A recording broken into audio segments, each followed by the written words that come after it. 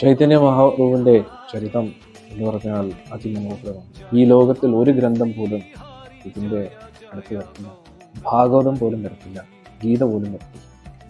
ഭാഗവതം മനസ്സിലാക്കണമെങ്കിൽ, ഗീത മനസ്സിലാക്കണമെങ്കിൽ ചൈതന്യ ചരിതാമൃതം പഠിച്ചു. ചൈതന്യ ചരിതാമൃതത്തിലൂടെ മാത്രമേ നമുക്ക് ഗീതയും ഭാഗവതവും കറക്റ്റായിട്ട് മനസ്സിലാക്കാം. ഗുരുവായൂരപ്പൻ ആരാണെന്നും, ഗോലോകം എന്താണെന്നും, ശ്രീമതി രാധാറാണി ആരാണെന്നും ഇതൊക്കെ നമുക്ക് മനസ്സിലാക്കണമെങ്കിൽ ചൈതന്യ ചരിതാമൃതം മനസ്സിലാക്കണം. ഇത് എഴുതിയിരിക്കുന്ന ഒരാളെന്ന് പറഞ്ഞാൽ 120 വയസ്സിന് മേൽ പ്രായമുള്ള ഒരാളാണ് ചൈതന്യ ചരിതാമൃതം എഴുതിയിരിക്കുന്നത്. അദ്ദേഹത്തിന്റെ പേരാണ് കൃഷ്ണദാസ് കവിരാജ് ഗോസ്വാമി.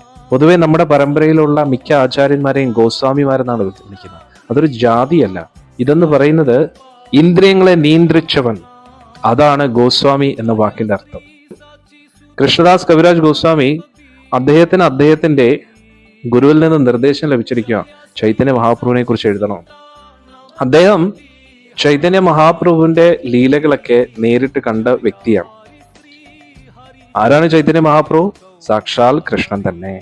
ഭഗവാൻ കൃഷ്ണൻ തന്നെ ഭക്തി എങ്ങനെ പരിശീലിക്കണം കലിയുഗത്തിൽ, അത് നമുക്ക് കാണിച്ചു തരാൻ വേണ്ടി അദ്ദേഹം സ്വയം ഒരു ഭക്തനായിട്ട് വരിക. ശ്രീകൃഷ്ണ ഭഗവാൻ ശ്രീമതി രാധാറാണിയുടെ ഭക്തി കടമെടുത്തു.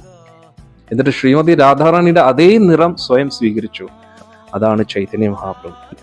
എന്തൊക്കെ കാരണങ്ങളാലാണ് ചൈതന്യ മഹാപ്രഭു വരുന്നത്? കാരണം എന്താണ്? യുഗധർമ്മം സ്ഥാപിക്കണം. കാരണം ഓരോരോ യുഗങ്ങൾ നടക്കുന്നതിനനുസരിച്ച് ആ യുഗത്തിനൊരു ധർമ്മം ഉണ്ടല്ലോ. സത്യയുഗത്തിൽ ധർമ്മം സ്ഥാപിക്കപ്പെടുന്നത് ധ്യാനത്തിലൂടെയാണ്, ത്രേതായുഗത്തിൽ യജ്ഞത്തിലൂടെയും, ദ്വാപര യുഗത്തിൽ വിഗ്രഹാരാധനയിലൂടെയും, കലിയുഗത്തിൽ നാമജപത്തിലൂടെയാണ്.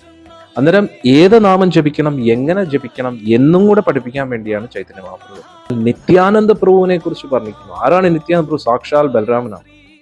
പൊതുവെ ഭഗവാൻ കൃഷ്ണൻ ഏതൊരു കാര്യത്തിന് വന്നാലും അതിന് ഭഗവാനെ സഹായിക്കാൻ വരുന്ന ആളാണ് ബലരാമൻ.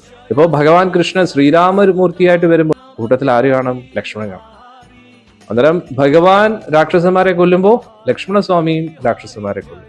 ഇനി ഭഗവാൻ കൃഷ്ണൻ തന്നെ സ്വയം, ശ്രീകൃഷ്ണ ഭഗവാൻ തന്നെ സ്വയം വരുമ്പോൾ ഭഗവാൻ ബലരാമനും അതേപോലെ തന്നെ വന്ന് ദുഷ്ടനായിട്ടുള്ള രാജാക്കന്മാരെല്ലാം ഭഗവാൻ വധിക്കുമ്പോൾ അതേ സമയത്ത് തന്നെ ബലരാമസ്വാമിയും ശ്രീകൃഷ്ണ ഭഗവാനെ സഹായിക്കുന്നു. അതേ ഭഗവാൻ തന്നെ ചൈതന്യ മഹാപ്രഭുവായിട്ട് വരുന്ന സമയത്ത് ബലരാമസ്വാമി നിത്യാനന്ദ പ്രഭുവായിട്ട് വരും.